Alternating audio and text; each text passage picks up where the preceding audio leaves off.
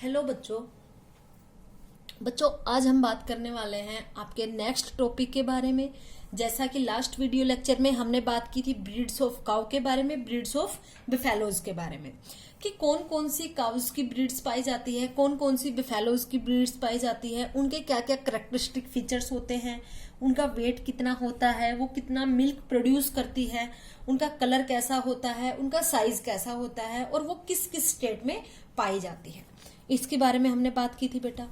आज हम बात करने वाले हैं आपके नेक्स्ट टॉपिक के बारे में, that is the quality of buffalo milk.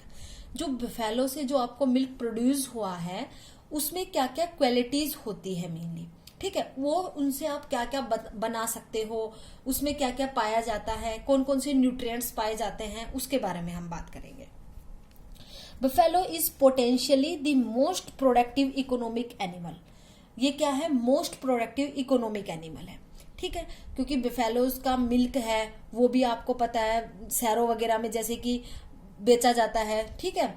उसके अलावा अगर हम बात करें कि घी हो गया या फिर इसके दूध से बनने वाली मिठाई हो गई, दही हो गए, ये सारे क्या है इसलिए हम बोलते हैं इकोनॉमिक एनिमल, क्योंकि इनके प्रोडक्ट से हमें इकोनॉमिक क्या हो रहा है, बेनिफिट हो रहा है हमें, मतलब इकोनॉमिकली हम क्या हो रहे हैं, मेनली बेनिफिशियल हो रहे हैं, ठीक है बेटा। अब हम बात करते हैं नेक्स्ट पॉइंट की।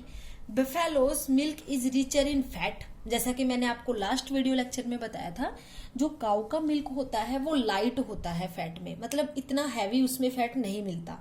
लेकिन एज कंपैरिजन टू काऊ, बिफेलो का मिल्क क्या होता है, रिच होता है फैट में। विटामिन ई, अब देखो बेटा, जब आप हायर क्लासेस में जाओगे तो आप बात करोगे vitamin A, vitamin B, C, D, E, ऐसे ही आप बात करोगे आगे के, ठीक है।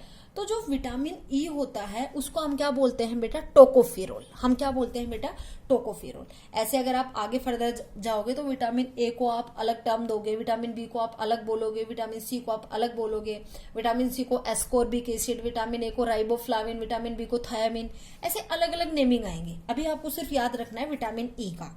तो विटामिन ई को बेटा आप क्या बोलते हो, टोकोफेरोल।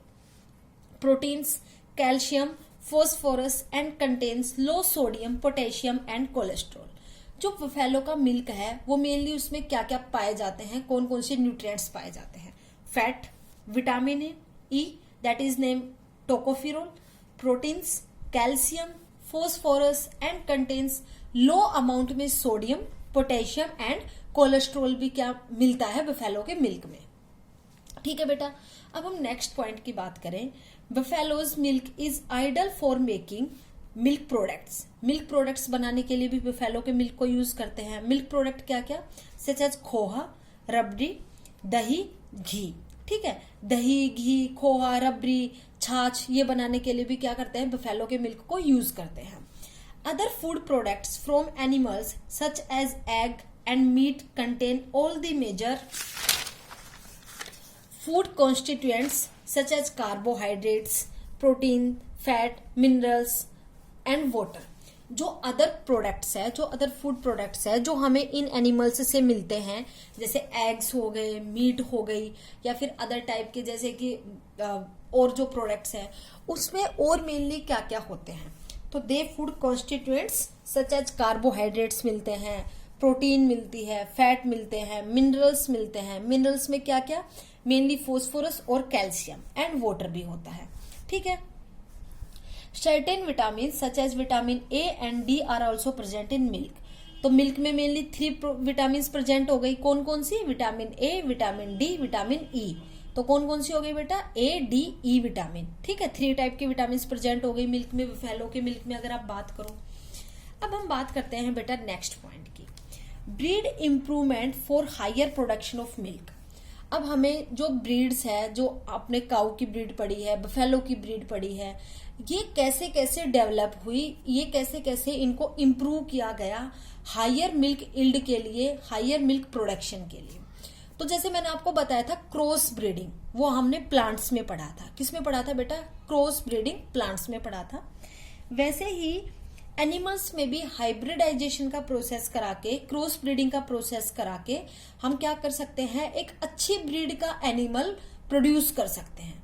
ठीक है। तो जो मिल्क प्रोडक्शन होता है, मिल्क प्रोडक्शन कौन से एनिमल्स करते हैं मेनली, या तो डेयरी एनिमल्स या फिर मिल्चिंग एनिमल्स, ठीक है। उनका जो मिल्क प्रोडक्शन है वो किस पे डिपेंड करता है मेनली, अगर हम बात करें तो milk production of milching animals depend on their lactation period, उनके लैक्टेशन पीरियड पे डिपेंड करता है। अब देखो बेटा, लैक्टेशन पीरियड मैंने बोला था जब वो बेबी प्रोड्यूस करता है तब से लेके वो कितने मंथ्स तक, कितने टाइम तक मिल्क प्रोड्यूस करता है, वो क्या होगा उसका लैक्टेशन पीरियड।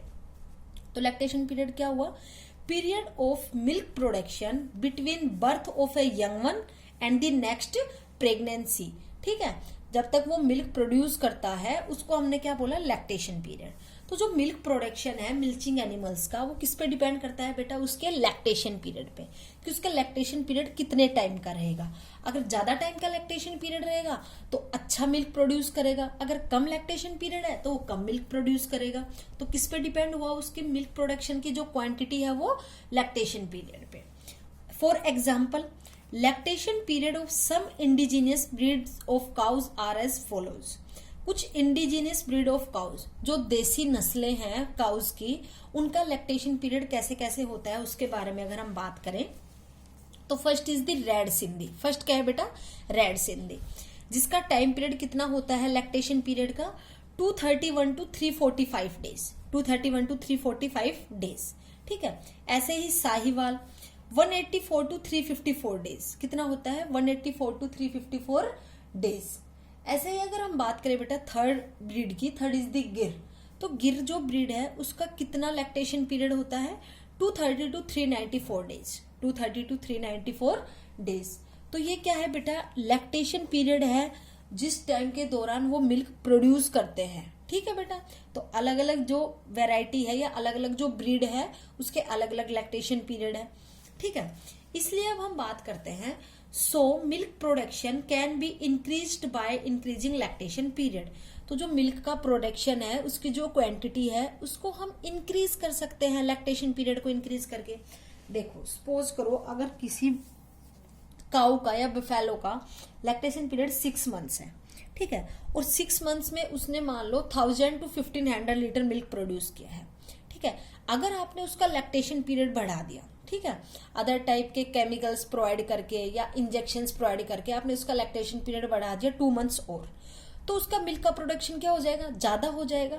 लेकिन ये जो केमिकल्स है, जो इंजेक्शंस है जिनके थ्रू आप मिल्क का प्रोडक्शन करा रहे हो, वो क्या होते हैं बेटा, हार्मफुल होते हैं मिल्क के लिए भी, जो हमें प्रोड्यूस होगा उसके लिए भी, उस मिल्क के लिए भी, और एनिमल के लिए भी, और आगे फर्दर एनिमल में होने वाली प्रेगनेंसीज के लिए भी क्या होता है, वो हार्मफुल होता है, ठीक है। इसलिए नेचुरल तरीके से अगर हम लैक्टेशन पीरियड को बढ़ा दें तो क्या हो सकता है, मेनली मतलब लैक्टेशन पीरियड कैसे बढ़ेगा, जैसे आप किसी भी एनिमल को अच्छा फूड प्रोवाइड करो, अच्छा शेल्टर प्रोवाइड करो, उसको हेल्दी रखो, अगर थोड़ी बहुत उसको प्रॉब्लम हो तो उसको ट्रीटमेंट कराओ डॉक्टर से, ठीक है। तो इस टाइप से उसका लैक्टेशन पीरियड रहेगा वो क्या रहेगा, इंक्रीज होगा। जब अगर एनिमल हेल्दी है तो वो मिल्क भी अच्छा प्रोड्यूस करेगा और ज्यादा टाइम के लिए करेगा, ठीक है। तो नेचुरल तरीके से हम क्या कर सकते हैं बेटा, मिल्क का प्रोडक्शन इंक्रीज कर सकते हैं उसके लैक्टेशन पीरियड को इंक्रीज करके। For achieving this target the technique of selective breeding has been used. हमें ये एनिमल्स अचीव करने के लिए, कौन से एनिमल्स कि जिनका लैक्टेशन पीरियड इंक्रीज हो और उनसे मिलने वाला मिल्क प्रोडक्शन भी इंक्रीज हो, इसके लिए हम लोग क्या कराते हैं बेटा, सिलेक्टिव ब्रीडिंग कराते हैं। क्या कराते हैं, सिलेक्टिव ब्रीडिंग। सिलेक्टिव ब्रीडिंग क्या होता है, आपने किसी भी एनिमल को सिलेक्ट किया और उनके आपने क्या करा दी, ब्रीडिंग करा दी, आपने उनकी मेटिंग करा दी, ठीक है। तो वो क्या हुआ, सिलेक्टिव ब्रीडिंग हुई, ठीक है बेटा। The different desired traits, desired traits जो जो आपको क्वालिटी, जो जो आपको ट्रेट्स, जो आपको कैरेक्टर्स, डिफरेंट डिफरेंट कैरेक्टर्स आपको चाहिए उस एनिमल में, वो बता रहे हैं। द डिफरेंट डिजायर्ड ट्रेट्स और characteristics of the parent generally chosen for breeding are the follows. जो ब्रीडिंग कराने के लिए, जो सिलेक्टिव ब्रीडिंग कराने के लिए एनिमल्स के बीच में, ब्रीड्स के बीच में जो आपको डिजायर्ड ट्रेट्स चाहिए, डिजायर्ड कैरेक्टरिस्टिक्स चाहिए एक एनिमल में, वो कौन कौन सी होनी चाहिए उसकी अगर हम बात करें। First is the tolerance to climatic conditions. वो किसी भी क्लाइमेटिक कंडीशंस को, किसी भी वेदर को टॉलरेट कर सके। ऐसा नहीं कि वो सिर्फ गर्मी में ही अपने आप को अच्छे से रख सकती है, सर्दी में नहीं, ऐसा नहीं होना चाहिए। वो हर सीजन के अकॉर्डिंग, हर क्लाइमेट के अकॉर्डिंग अपने आप को अडेप्ट कर सके, अपने आप को टॉलरेट कर सके। ठीक है बेटा। Second is the lactation period. उसका जो लैक्टेशन पीरियड है, जिस टाइम में वो मिल्क प्रोड्यूस कर रही है, जो उसका मिल्क प्रोडक्शन पीरियड है, वो कैसा होना चाहिए, मतलब बड़ा होना चाहिए और हेल्दी होना चाहिए। ठीक है। और उसकी क्वालिटी और क्वांटिटी दोनों अच्छी होनी चाहिए। Third is the high yield of the produce. जैसे उसके से मिलने वाले जो प्रोडक्ट्स है, जब जो प्रोड्यूस है, जैसे मिल्क हुआ, मीट हुआ, एग्स हुए, उनकी यील्ड है वो कैसी होनी चाहिए, हाई होनी चाहिए। उसके अलावा रेजिस्टेंस टू डिजीज, जो एनिमल है वो रेजिस्ट होना चाहिए डिजीज से। मतलब ऐसा नहीं कि कोई छोटी मोटी उसको बीमारी हो गई और वो तुरंत बीमार पड़ गया, नहीं। वो जो छोटी छोटी ये बीमारियां हैं, इनसे रेजिस्ट होना चाहिए। क्या होना चाहिए बेटा, रेजिस्ट होना चाहिए। रेजिस्ट का मतलब मैंने आपको बहुत अच्छे तरीके से डिटेल में पहले बताया हुआ है वीडियो लेक्चर्स में। ठीक है। Fifth is the proper age of reproduction. उसका जो रिप्रोडक्शन का टाइम है, जो ब्रीडिंग का टाइम है, वो प्रॉपर एज में हो जाना चाहिए। ऐसा नहीं कि लेट हो गए, थोड़ा जल्दी हो गया। ठीक है। अगर ब्रीडिंग का टाइम अगर प्रॉपर है तो उससे होने वाले ऑफस्प्रिंग्स भी अच्छे प्रोड्यूस होंगे, मिल्क का प्रोडक्शन भी अच्छा होगा, और जो उसकी क्वालिटी और क्वांटिटी होगी बेटा वो भी बहुत अच्छी होगी। तो जो रिप्रोडक्शन का टाइम है या जो ब्रीडिंग का टाइम है वो अच्छा होना चाहिए। गुड हेल्थ, उसकी हेल्थ अच्छी होनी चाहिए एनिमल की। जनरल अपीयरेंस, मतलब दिखने में भी अच्छा होना चाहिए वो। उसके हॉर्न्स, उसकी शेप कैसी है माउथ की, उसके अलावा उसकी टेल की शेप कैसी है, उसका साइज कैसा है। तो उसका जो अपीयरेंस है, जो देखना है उसको, वो भी अच्छा होना चाहिए। ठीक है। तो तभी हम क्या कर सकते हैं, सिलेक्टिव ब्रीडिंग करा सकते हैं।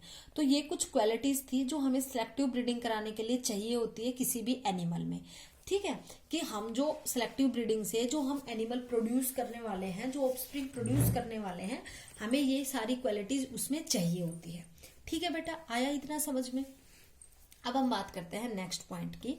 इन fact the production of milk from our indigenous dairy breeds of cows comes to an average of 6 to 8 litre per day.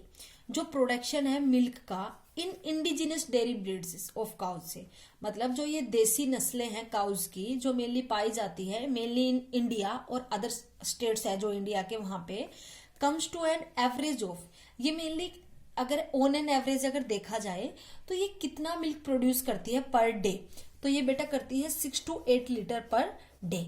ठीक है। ऐसे तो 12 to 14 भी लीटर करती है पर डे, पर ये हमने एक एवरेज ली है। ठीक है, कि जो एवरेज है वो कितनी है, 6 to 8 litre per day. Whereas exotic breeds, देखो बेटा अब ये टर्म आई है एक्सोटिक, जो मैंने आपको बताया था पहले, विदेशी, जो मेनली अदर कंट्रीज में जो ब्रीड्स पाई जाती है। ठीक है। Exotic breeds of cow provide on an average 60 litres of milk in a day. जो एक्सोटिक ब्रीड्स होती है ये मेनली कौन सा मिल्क, कितना लीटर मिल्क प्रोड्यूस करती है एक दिन में, 60 litres of milk in a day. मतलब 60 लीटर मिल्क एक दिन में प्रोड्यूस करती है। लेकिन अपने यहाँ की जो नस्लें हैं, अपने यहाँ की जो ब्रीड्स है काऊ की, वो 6 to 8 litre per day. Means जो अपने यहाँ की ब्रीड्स है वो जितना मिल्क 10 डेज में प्रोड्यूस करेगी उतना मिल्क एक्सोटिक ब्रीड एक दिन में कर देती है। ठीक है बेटा। The lactation period of exotic breeds is relatively longer than our indigenous breeds. जो लैक्टेशन पीरियड होता है, मतलब जिस टाइम में वो मिल्क प्रोड्यूस करते हैं, जो एक्सोटिक ब्रीड्स है उनका वो क्या होता है, रिलेटिवली लोंगर। ठीक है, बड़ा होता है देन आवर इंडिजिनियस ब्रीड्स। जो अपनी इंडिजिनियस ब्रीड्स है, जो मेनली इंडिया में पाई जाती है, जो अपनी देसी नस्लें हैं, उनके कंपैरिजन में जो विदेशी नस्लें हैं या जो एक्सोटिक ब्रीड्स है वो उनका ज्यादा लंबा लैक्टेशन पीरियड होता है as comparison to indigenous breeds. ठीक है बेटा, समझ में आया। अब हम बात करते हैं मेथड ऑफ ब्रीडिंग एनिमल्स, कि जो हम कौन कौन से मेथड सप्लाई करते हैं एनिमल्स के बीच में ब्रीडिंग कराने के लिए। ठीक है। First is the natural method, second is the artificial method. First क्या है बेटा, natural method, second is the artificial method. तो बेटा प्यारे बच्चों, हम सबसे पहले बात करते हैं नेचुरल मेथड की। किसकी बात कर रहे हैं बेटा हम सबसे पहले, नेचुरल मेथड की। तो नेचुरल मेथड ऑफ ब्रीडिंग में अगर हम बात करें, it is the traditional method of breeding. मतलब ट्रेडिशनल मेथड का मतलब है ये मेनली अब होता है ना, कोई भी एक रीति रिवाज होता है, ठीक है, वो मेनली एक ट्रेडिशन बन जाता है। जैसे कि फेस्टिवल्स बनाते हैं, इस फेस्टिवल में ऐसे ऐसे ये करते हैं, तो वो एक ट्रेडिशन चलता आ रहा है, ठीक है। तो जो नेचुरल मेथड है ब्रीडिंग का, एनिमल्स को कराने का, कैटल्स को कराने का, वो एक ट्रेडिशनल मेथड है ब्रीडिंग का, ठीक है बेटा, एक ट्रेडिशनल मेथड है ब्रीडिंग का। It takes place by cross breeding between the desi, इसमें हम लोग क्या कराते हैं, क्रॉस ब्रीडिंग कराते हैं बिटवीन दी देसी, देसी का मतलब क्या हुआ, indigenous cow and bull of high milk yielding, bull मतलब मेल के साथ, ठीक है, ऑफ जो काउ का जो मेल होता है, काउ का अगर फीमेल सेक्स और मेल सेक्स होता है, तो जो मेल सेक्स होता है उसके साथ हम कराते हैं फीमेल सेक्स को, ठीक है, of high milk yielding exotic breed by the natural physical mating process during the heat period. अब ये हीट पीरियड क्या होता है बेटा, हीट पीरियड होता है फर्टिलिटी पीरियड। हीट पीरियड क्या होता है बेटा, फर्टिलिटी पीरियड। फर्टिलिटी पीरियड क्या होता है, फर्टिलिटी पीरियड मेनली वो पीरियड होता है जिस टाइम पे जो एनिमल्स है, जो फीमेल है मेनली, ठीक है, उसमें जो रिप्रोडक्शन करने की या फिर जो मेटिंग करने की क्या होती है, विल होती है, ठीक है, इच्छा होती है, तो वो उसका क्या कहलाता है, ब्रीडिंग पीरियड कहलाता है, ठीक है। तो हम मेनली नेचुरल मेथड में क्या करेंगे बेटा, क्रॉस ब्रीडिंग कराएंगे बिटवीन द देसी, मीन्स हमने क्या किया, एक देसी मतलब इंडिजिनियस काउली, अपने यहाँ की एक इंडिजिनियस काउली, एक देसी गाय ली, मतलब फीमेल लिया, and bull of high milk yielding, और जो एक्सोटिक ब्रीड थी, देखो हमने दो ब्रीड्स के बीच में यहाँ पे क्रॉस ब्रीडिंग कराई है बेटा, ठीक है, दो ब्रीड्स के बीच में क्रॉस ब्रीडिंग कराई है, इंडिजिनियस ब्रीड और एक्सोटिक ब्रीड के बीच में। इंडिजिनियस ब्रीड का आपने क्या लिया है, फीमेल काउ ली है, क्या लिया है, फीमेल काउ ली है, और एक्सोटिक ब्रीड का आपने मेल काउ लिया है जिसको आपने बुल बोला है, ठीक है। दोनों के बीच में आपने क्या करा दी, नेचुरल फिजिकल मेटिंग करा दी। क्या करा दी दोनों के बीच में बेटा, नेचुरल फिजिकल मेटिंग करा दी। किसके process, during the heat period, जब उनका हीट पीरियड चल रहा था, जब उनका ब्रीडिंग सीजन चल रहा था, जब उनका मेटिंग सीजन चल रहा था, जब उनका फर्टिलिटी पीरियड चल रहा था, तो उस टाइम पे क्या करा दिया आपने, उनके बीच में मेटिंग करा दी। ये क्या है, एक नेचुरल मेथड है ब्रीडिंग कराने का, ठीक है बेटा। किसका मेथड, कौन सा मेथड है, ये एक नेचुरल मेथड है, जो एक ट्रेडिशनल मेथड है, जो मेनली मोस्टली यूज किया जाता है, ठीक है। उसके अलावा अगर हम बात करें बेटा नेक्स्ट पॉइंट की, next is the improved cross breeding programme has been widely extended to entire country by the process of artificial insemination, ठीक है। इस क्रॉस ब्रीडिंग प्रोग्राम को इम्प्रूव कराने के लिए in all over the country एक और प्रोसेस को एक्सटेंड किया गया, इस प्रोसेस को, और एक और प्रोसेस को डिस्कवर किया गया, that is the artificial insemination. क्या होता है बेटा, वो आर्टिफिशियल इंसेमिनेशन। अब हम बात करेंगे आर्टिफिशियल इंसेमिनेशन क्या होता है। तो सेकंड आता है artificial method of breeding. Artificial कौन कौन से मेथड्स है ब्रीडिंग के, वो तो थे नेचुरल मेथड्स, जो ट्रेडिशनल मेथड्स थे, जो मेनली मोस्टली अपने कंट्री में यूज किए जाते हैं। सेकंड है आर्टिफिशियल मेथड, कि आर्टिफिशियली हम कैसे ब्रीडिंग करा सकते हैं एनिमल्स के बीच में, ठीक है। Scientifically this method is called artificial insemination. इस मेथड को हम साइंटिफिकली क्या बोलते हैं बेटा, आर्टिफिशियल इंसेमिनेशन। इस प्रोसेस में हम क्या करते हैं, मेनली इस मेथड में हम क्या करते हैं, आर्टिफिशियल इंसेमिनेशन में, the process of injecting the semen. अब बात करते हैं हम व्हाट इज सीमन। देखो बेटा, मेल में जो स्पर्म होता है, मेल्स में जो स्पर्म होता है वो क्या होता है, उनका गैमेट होता है, ठीक है। मेल्स में जो गैमेट प्रोड्यूस होते हैं वो मेनली क्या होते हैं, स्पर्म्स, ठीक है। अब जो स्पर्म में अदर अपनी मेल की बॉडी से होने वाले अदर सीक्रेशंस भी अगर उसमें मिक्स हो जाए तो वो क्या कहलाता है बेटा, सीमन। क्या कहलाता है, सीमन। एक फ्लूइड वोटरी व्हाइटिश कलर का सब्सटेंस होता है, एक वोटरी लिक्विड होता है, जो मेनली मेल के रिप्रोडक्टिव पार्ट से क्या होता है, रिलीज होता है ड्यूरिंग द मेटिंग, ठीक है बेटा। तो process of injecting this semen obtained from desired male bull of high milk yielding breed into the genital or reproductive tract of female animal during heat period या फिर fertility period is called artificial insemination। देखो बेटा, artificial insemination क्या हुआ, mainly कि आपने जो exotic breed का जो आपने बुल लिया था, जिसकी हाई मिल्क इल्डिंग ब्रीड था जो, ठीक है, आपने उससे सीमन लिया, ठीक है, इंजेक्शन के थ्रू आपने उसके रिप्रोडक्टिव पार्ट से सीमन को क्या कर लिया, एक इंजेक्शन में पुल कर लिया, ले लिया, ठीक है, और फिर आपने उसको क्या किया, आर्टिफिशियली, ये प्रोसेस फिजिकली नहीं हो रहा, ये प्रोसेस नेचुरली नहीं हो रहा, ये इसको आप करा रहे हो। आर्टिफिशियल मेथड क्या होता है, जो मेनली ह्यूमंस के द्वारा कराया जाता है, ठीक है। तो आप फिर क्या कर रहे हो, उस सीमन को आप फीमेल, यानी कि जो इंडिजिनियस काउ है, जो जिस काउ में आपको हाई इल्ड प्रोड्यूस करना है मिल्क का, उसमें आपने उस सीमन को क्या करा दिया बेटा, इंजेक्शन के थ्रू उसके रिप्रोडक्टिव ट्रैक्ट में, उसके जेनाइटल ट्रैक्ट में आपने उसको इंट्रोड्यूस करा दिया। क्या करा दिया बेटा, उसको इंट्रोड्यूस करा दिया ड्यूरिंग देयर हीट पीरियड या फिर फर्टिलिटी पीरियड। हीट पीरियड भी बोलते हैं हम उसको, या फिर फर्टिलिटी पीरियड भी बोलते हैं।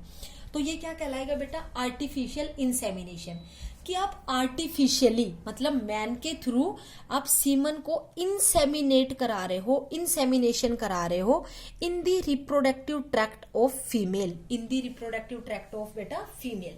ठीक है, आया बेटा आपको समझ में आर्टिफिशियल मेथड क्या हुआ ब्रीडिंग का।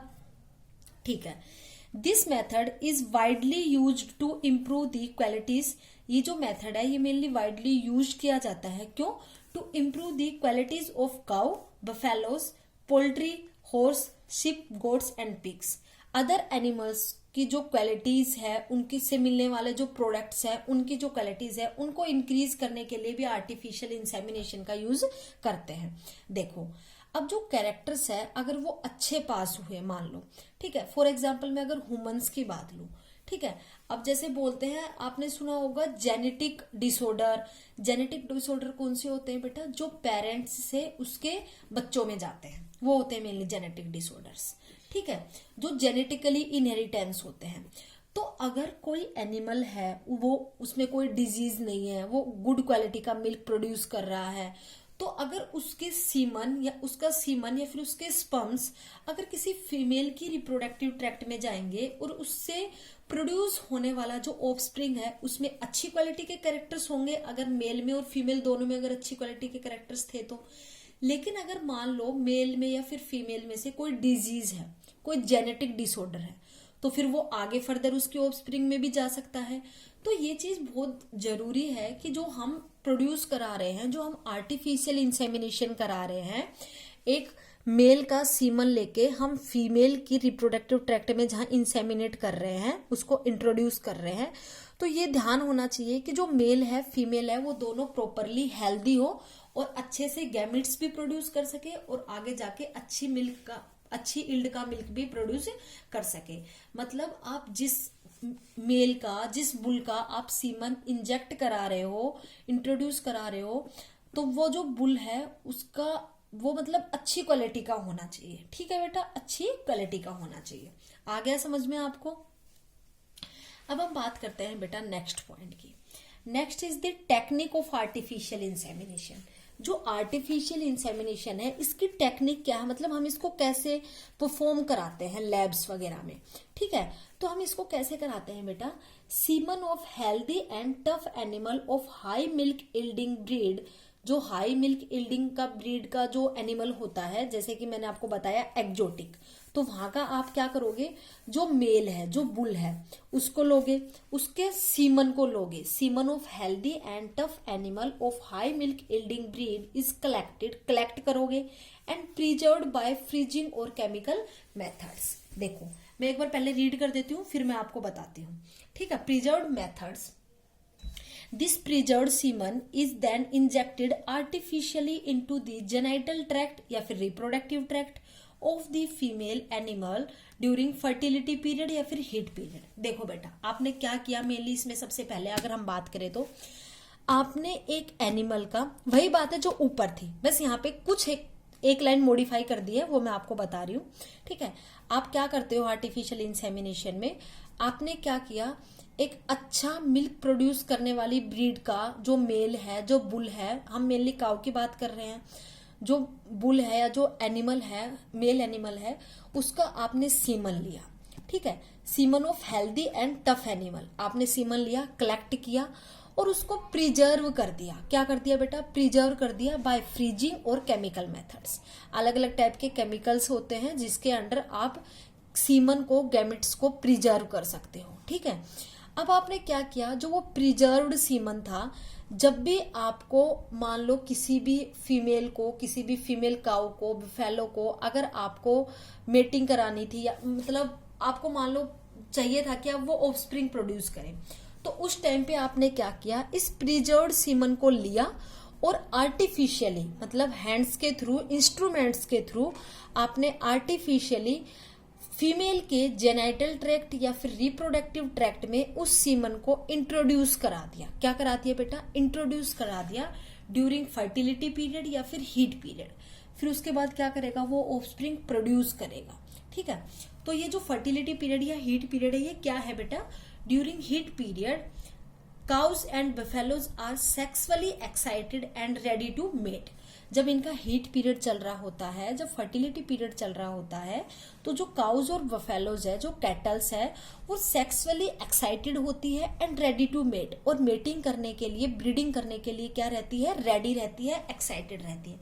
इसीलिए जो हम आर्टिफिशियल इंसेमिनेशन करा रहे हैं या जो नेचुरल मेथड करा रहे थे मेटिंग का, वो हम क्या कब करा रहे थे? ड्यूरिंग फर्टिलिटी पीरियड या फिर हीट पीरियड ही करा रहे थे। ठीक है बेटा, तो याद रखना कि फर्टिलिटी पीरियड या फिर हीट पीरियड क्या, कौन सा होता है? जब कैटल्स है वो सेक्सुअली एक्साइटेड होती हैं एंड रेडी टू मेट, और मेट करने के लिए क्या रहती है? रेडी होती है। ठीक है, मोर reliable method of animal breeding, ये मोस्ट या फिर मोर रिलायबल मेथड था एनिमल ब्रीडिंग का। कौन सा? Artificial insemination. आप सीमन लिया आपने और आपने उसको प्रिजर्व कर दिया। अब कभी भी आपको उसकी जरूरत पड़ी, साल में, 2 साल में, 1.5 साल में, तब भी आपको उसकी जरूरत पड़ी, आपने उसको यूज कर लिया। ठीक है, तो ये क्या हुआ? एक बहुत ही अच्छा रिलायबल मेथड हुआ एनिमल ब्रीडिंग का। अब हम बात करें इंडिया की। In India, Indian veterinary research institute IVRI Izzatnagar. ठीक है, इंडिया में अगर हम बात करें जो ब्रीडिंग का या फिर आर्टिफिशियल इंसेमिनेशन के लिए जो इंस्टीट्यूट है, वो कहाँ पे है? Izzatnagar. That name is Indian veterinary research institute IVRI। ठीक है बेटा, अब हम बात करते हैं प्रिकॉशंस फॉर आर्टिफिशियल इंसेमिनेशन। जो हम आर्टिफिशियल इंसेमिनेशन करा रहे हैं उसके लिए हमें क्या क्या प्रिकॉशंस लेने चाहिए, कौन कौन से हमें मतलब सावधानियां बरतनी चाहिए, उसके बारे में हम बात करेंगे। ठीक है, this semen should be obtained from high quality male animal. जो हाई क्वालिटी, हाई यील्ड का जो प्रोडक्शन कराने, मिल्क प्रोडक्शन कराने वाली जो ब्रीड है, उसी मेल एनिमल का सीमन हमें क्या करना चाहिए? कलेक्ट करना चाहिए। ठीक है बेटा, आर्टिफिशियल इंसेमिनेशन कराने के लिए ये बात मैं आपको पहले बता चुकी हूँ। Second is the female animal selected should be healthy. जो आपने फीमेल एनिमल सिलेक्ट की है इंसेमिनेशन कराने के लिए, इंट्रोड्यूस कराने के लिए सीमन को उसके रिप्रोडक्टिव ट्रैक्ट में, शुड बी हेल्दी, हेल्दी होनी चाहिए, and proper age for reproduction. और जो उसकी एज है वो प्रॉपर होनी चाहिए रिप्रोडक्शन के लिए। ऐसे नहीं कि आपने उसकी कम उम्र में अगर आपने मान लो अगर उसके अंदर इंसेमिनेट कर दिया या इंट्रोड्यूस करा दिया सीमन, तो जो उससे होने वाले ऑफस्प्रिंग्स होंगे बेटा, तो उसकी अच्छी क्वालिटी नहीं होगी और ना ही वो अच्छी क्वांटिटी में मिल्क को प्रोड्यूस कर पाएंगे। ठीक है, तो ये कुछ प्रिकॉशंस है जो आर्टिफिशियल इंसेमिनेशन के दौरान हमें ध्यान में रखने चाहिए। ठीक है, फीमेल एनिमल जो आपने सिलेक्ट की है इंसेमिनेशन कराने के लिए, वो हेल्दी होनी चाहिए एंड प्रॉपर एज होनी चाहिए उसकी रिप्रोडक्शन कराने के लिए, ब्रीडिंग कराने के लिए। Third is the artificial insemination should be carried out only at the proper heat period of female animal. जब फीमेल एनिमल का हीट पीरियड चल रहा हो, फर्टिलिटी पीरियड चल रहा हो, उसी टाइम पे हमें आर्टिफिशियल इंसेमिनेशन का जो प्रोसेस है उसको परफॉर्म करना चाहिए।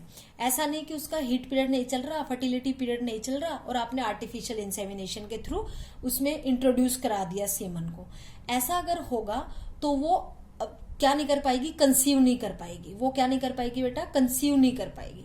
ठीक है, the instruments used in artificial insemination should be properly sterilised.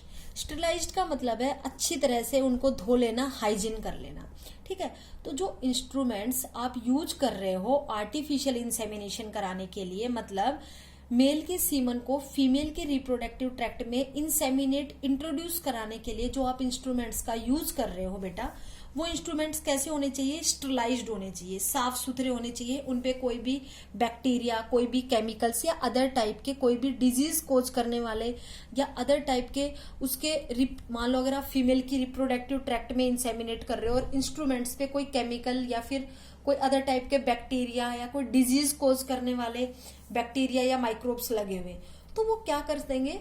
Female के रिप्रोडक्टिव ट्रैक्ट में भी डिजीज कोज कर देंगे और आगे फर्दर होने वाला जो उनका जो पीरियड जो चलने वाला है, प्रेगनेंसी पीरियड, वो भी आगे नहीं हो पाएगा, मेंटेन नहीं रह पाएगा, ठीक है। तो जो इंस्ट्रूमेंट्स है वो अच्छे यूज करने चाहिए आर्टिफिशियल इंसेमिनेशन में, ठीक है बेटा। अब हम बात करते हैं नेक्स्ट पॉइंट की। Next is the advantages of artificial insemination. क्या क्या एडवांटेजेस है आर्टिफिशियल इंसेमिनेशन की? जो हम आर्टिफिशियल इंसेमिनेशन कर रहे हैं उससे हमें क्या क्या फायदे होते हैं? First is the bulls of selected breeds are kept in climatic conditions most suitable for their healthy living. जो बुल्स है, जो सिलेक्टेड ब्रीड्स है, जो ब्रीड हमने जो चूज की है अच्छे मिल्क प्रोडक्शन के लिए, are kept in climatic conditions, उनको क्लाइमेटिक कंडीशंस में रखा जाता है और मोस्ट सूटेबल कंडीशंस प्रोवाइड की जाती है देयर हेल्दी लिविंग कि ताकि वो उनका जो हेल्थ है वो अच्छी बन सके।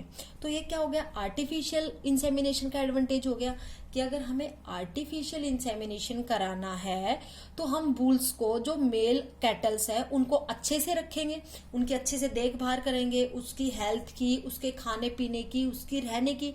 तो ये एक एडवांटेजेज हो गया, ठीक है, अपने लिए भी, क्योंकि हमें तो आर्टिफिशियल इंसेमिनेशन से अच्छा फिर मिल्क प्रोड्यूस होगा, और बुल्स के लिए भी कि उन्हें अच्छा प्रॉपर इन्वायरमेंट मिल पा रहा है, ठीक है। The bulls are reared in most hygienic conditions, most hygienic condition में रखना चाहिए, under the direct supervision of experts, ठीक है। जो एक्सपर्ट्स होते हैं मेनली, जो बुल्स के, काउस के, इनके मतलब जो मेनली एग्रीकल्चरल में या फिर आप बोल सकते हो जो डोमेस्टिकेटेड एनिमल्स के अंडर जो मेनली काम मतलब के लिए काम करते हैं, अंडर नहीं बोल सकते, के लिए काम करते हैं, उनके under direct supervision of expert के अंडर इन बुल्स को रखा जाता है, इनकी देखभाल करने के लिए, इनको खान पान के लिए, इनको क्या देना है क्या नहीं देना उसके लिए, ठीक है, उनको क्या किया जाता है? मेनली रखा जाता है मोस्ट हाइजेनिक कंडीशंस में। Third is the through selective breeding through selective breeding animals of desired characteristics can be raised. हम सिलेक्टिव ब्रीडिंग के थ्रू जो डिजायर्ड कैरेक्टरिस्टिक्स है, जो जो आपको चाहिए कैरेक्टर्स उस एनिमल में, जो जो आपको ट्रेड्स चाहिए, उनको आप क्या कर सकते हो? बढ़ा सकते हो। अगर आपको मिल्क का प्रोडक्शन अच्छा चाहिए तो आप अच्छे ब्रीड के साथ सिलेक्टिव मेटिंग कराओ, सिलेक्टिव ब्रीडिंग कराओ। अगर आपको गुड क्वालिटी के जो अदर प्रोडक्ट्स है, मीट है या फिर एग है, अगर वो प्रोडक्ट चाहिए तो आप उसके अकॉर्डिंग क्या करो? सिलेक्ट करो ब्रीड्स को और उसके अकॉर्डिंग मेटिंग कराओ, ब्रीडिंग कराओ, ठीक है बेटा। Semen can easily be transported even to remote places. वो प्लेसेस जहां पे मेनली जो मेल एनिमल्स है वो नहीं हो या फिर वहां पे सीमन जो है वो ना मिले, तो वहां पे भी हम जो सीमन है आर्टिफिशियल इंसेमिनेशन में जो हमने सीमन प्रिजर्व किया था अंडर द फ्रीजिंग और केमिकल मेथड्स के द्वारा, ठीक है, तो उस प्रिजर्व्ड सीमन को हम एक प्लेस से दूसरे प्लेस पे भेज सकते हैं जब उसकी वहां पे जरूरत हो, ठीक है। अगर कहीं पे अगर सीमन नहीं मिला तो हम उसको इजीली ट्रांसपोर्ट कर सकते हैं एक प्लेस से दूसरे प्लेस। देखो, जब ब्लड डोनेशन का कैंप लगता है और अगर मान लो अगर किसी का ब्लड है अगर वो नहीं मिल रहा तो वो भी तो एक हॉस्पिटल से दूसरे हॉस्पिटल में ट्रांसपोर्ट होता है ना, ठीक है। तो ऐसे ही सीमन को भी हम क्या कर सकते हैं? ट्रांसपोर्ट कर सकते हैं एक जगह से दूसरी जगह पे जब उसकी वहां पे जरूरत हो, ठीक है बेटा। This method is more reliable, मैंने बताया आपको आर्टिफिशियल मेथड एक मोर रिलायबल मेथड है, एंड हाइजेनिक भी है than the natural method of breeding. Natural method of जो ब्रीडिंग है, जो ट्रेडिशनल मेथड है जिसमें आप मेटिंग करा रहे हो मेल की फीमेल के साथ, उसमें आप इतना हाइजेनिक कंडीशंस की इतनी इनकी आप ध्यान नहीं रखते। लेकिन अगर आप आर्टिफिशियल इंसेमिनेशन करा रहे हो तो आप हर चीज का ध्यान रखते हो, आप कैसा फूड प्रोवाइड कर रहे हो, कैसा शेल्टर प्रोवाइड कर रहे हो उसको, ठीक है बेटा, आप कैसे इंस्ट्रूमेंट्स यूज कर रहे हो, तो वो क्या है, ज्यादा हाइजेनिक है देन द नेचुरल मेथड्स। तो आर्टिफिशियल मेथड है वो ज्यादा बेनिफिशियल है, ज्यादा रिलायबल है than the natural methods of breeding, ठीक है बेटा। It gives high rate of successful fertilisation. देखो अगर आप नेचुरल मेटिंग की बात करो तो उस टाइम पे 100% चांसेस नहीं होते फर्टिलाइजेशन होने के। फर्टिलाइजेशन का मतलब होता है बेटा fusion of gametes, fusion of gametes. और गैमेट्स किस किस के, मेनली मेल के एंड फीमेल के, ठीक है। आप लिख सकते हो फर्टिलाइजेशन क्या हुआ, fusion of male and female gametes.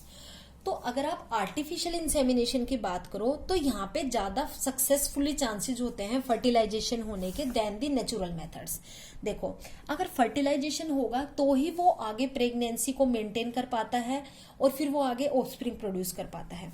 अगर फर्टिलाइजेशन नहीं हुआ, मान लो नेचुरल मेथड के तरीके से अगर मेटिंग हो गई लेकिन फर्टिलाइजेशन नहीं हुआ, तो वो प्रेगनेंसी मेंटेन नहीं कर पाता, वो प्रेग्नेंट नहीं हुआ मतलब, ठीक है, तो वो आगे ऑफस्प्रिंग भी प्रोड्यूस नहीं कर पाएगा। तो आर्टिफिशियल इंसेमिनेशन जो मेथड है उसके ज्यादा चांसेस है किसी भी एनिमल को फर्टिलाइजेशन कराने के, उसको फर्टिलाइज करने के, ठीक है बेटा। तो आज का टॉपिक आपको समझ में आया। तो आज के लिए इतना ही प्यारे बच्चों, इससे आगे का हम नेक्स्ट वीडियो लेक्चर में बात करेंगे। आज के लिए इतना ही, थैंक यू प्यारे बच्चों।